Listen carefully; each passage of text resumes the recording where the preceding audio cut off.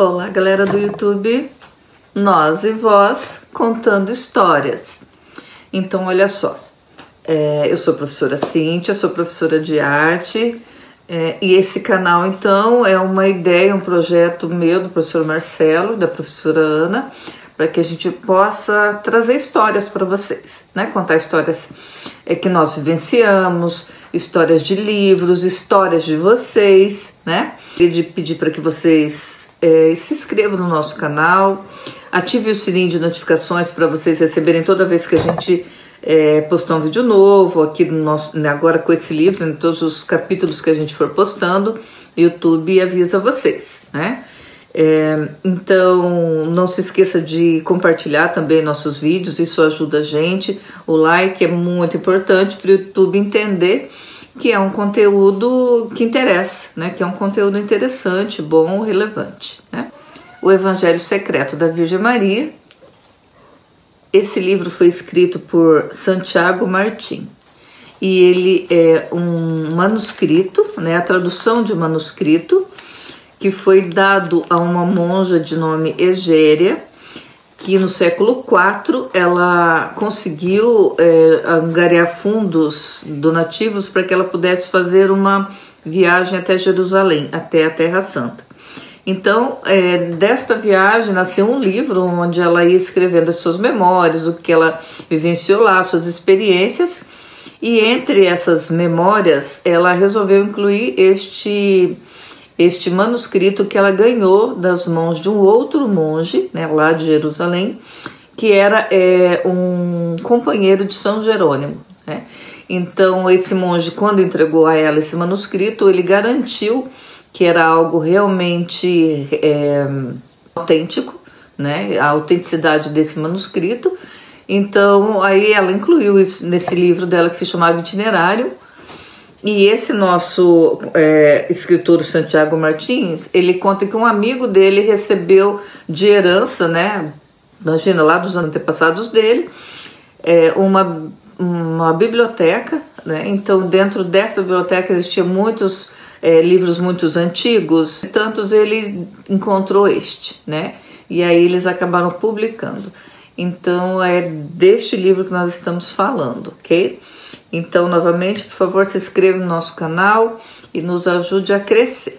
Então, com vocês, mais um capítulo do nosso livro O Evangelho Secreto da Virgem Maria. Olá, galera do YouTube. Então, nós vamos aqui para o nosso quarto capítulo, né, do nosso livro O Evangelho Secreto da Virgem Maria.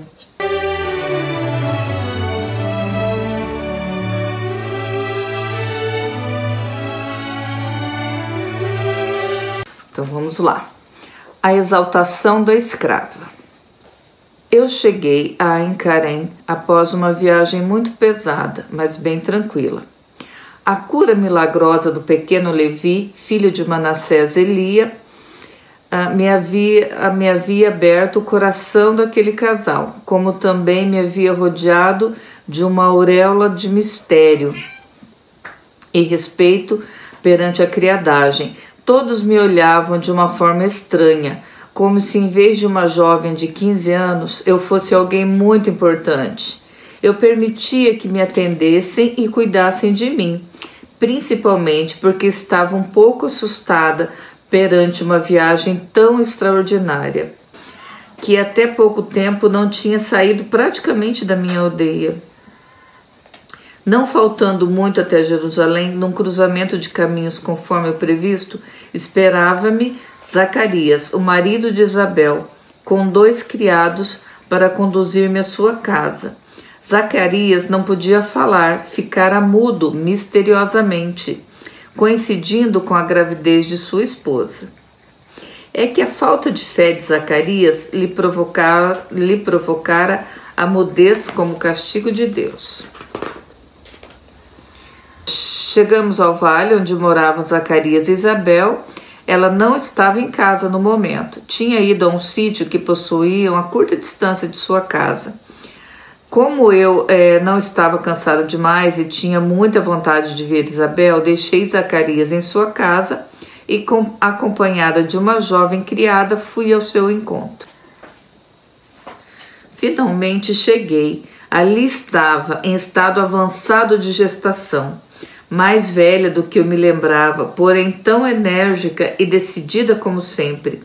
Não pude conter um grito de saudação. Isabel! Exclamei. Vim! Ela voltou a cabeça, sabia que eu estava para chegar, mas sem dúvida parecia surpresa. Mal me viu, deixou tudo o que fazia e correu ao meu encontro. Estava com uma expressão de sobressalto, como se algo tivesse acabado de acontecer. Bem-aventurada seja tu entre as mulheres, disse em voz tão alta que todos interromperam o que estavam fazendo para olhar-nos. E bendito o fruto do teu ventre. Como é possível que a mãe do meu Senhor venha a mim? Porque apenas chegou aos meus ouvidos a tua saudação, o menino que trago no ventre agitou-se de alegria. Feliz é aquela que acreditou, porque se cumprirão as coisas que lhe foram ditas por parte do Senhor. E eu não me continha.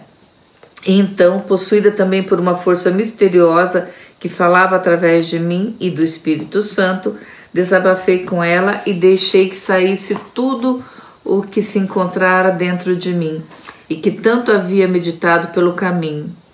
Assim exclamei: proclama minha alma a grandeza do Senhor. Alegra-se meu espírito em Deus, meu Salvador. Doravante me felicitarão todas as gerações, porque o Poderoso fez grandes obras através de mim. Seu nome é santo e a sua misericórdia chega aos fiéis de geração em geração. Repito, João, que tinha somente 15 anos, tudo que estava ocorrendo era demais para mim. E por isso dedicava longas horas a meditar com calma sobre alguns acontecimentos que transbordavam em mim. E aquela saudação de Isabel, chamando-me de bem-aventurada, aludindo à minha gravidez, me deixou surpresa com a maneira com que eu mesma lhe respondi, pois praticamente recitaram um salmo.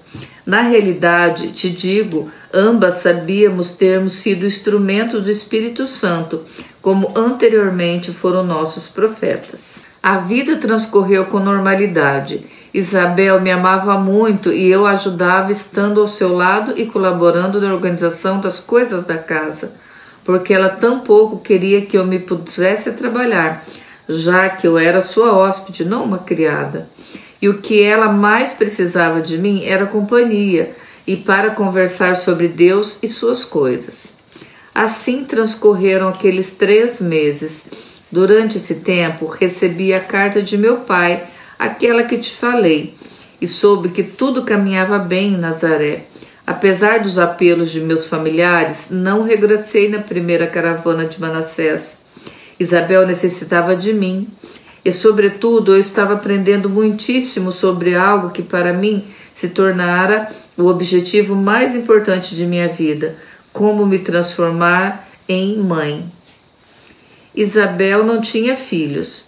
Era já idosa quando o anjo Gabriel, o bendito mensageiro que me anunciou a concepção de meu filho, apareceu a Zacarias, seu marido, para anunciar-lhe que sua esposa, apesar da idade e da esterilidade consumada, iria engravidar. Zacarias não acreditou e exigiu uma prova. O caso é que Zacarias, que era sacerdote, não acreditou no anjo e lhe pediu uma prova. O Senhor a forneceu imediatamente, deixou-o mudo e assim ele permaneceu até o momento do nascimento do menino, João o Batista. Quando Isabel deu à luz, ainda permaneci com ela alguns dias. João era um menino lindo, nada tranquilo, cheio de força. Podia-se adivinhar que seria um profeta, o precursor do Messias. Seu pai prorrompeu o falar no dia em que lhe perguntaram qual seria o nome da criança. É a ti, menino, afirmou dirigindo-se a seu pequeno filho, ante a surpresa de todos. Chamar-te-ão profeta do Altíssimo, porque irás na frente preparar o caminho do Senhor, anunciando a seu povo a salvação, o perdão de seus pecados pela interferência misericordiosa de Deus. Aquela foi minha despedida. Se Isabel me havia acolhido em sua casa, chamando-me de bem-aventurada, e saudando o fruto que levava no ventre, tratando-o de Senhor, Zacarias, o sacerdote, tão escrupuloso com o cumprimento da lei, já não parecia estar tão preocupado mais com respeito ao sábado, e sim com o perdão dos pecados, a misericórdia de Deus, e em sintonia com a intuição de sua esposa, descobrira que meu filho ia se tornar aquele que derramaria todas essas graças sobre o povo, conduzindo-o antes de tudo pelo caminho da paz. Pouco depois pude unir-me a uma caravana de Manassés, que fazia o trajeto de Jerusalém a Caná. Zacarias, Isabel e o pequeno João nos braços de sua mãe despediram-se de mim. Estava já de quase 4 meses, embora fosse fácil ainda dissimular minha gravidez.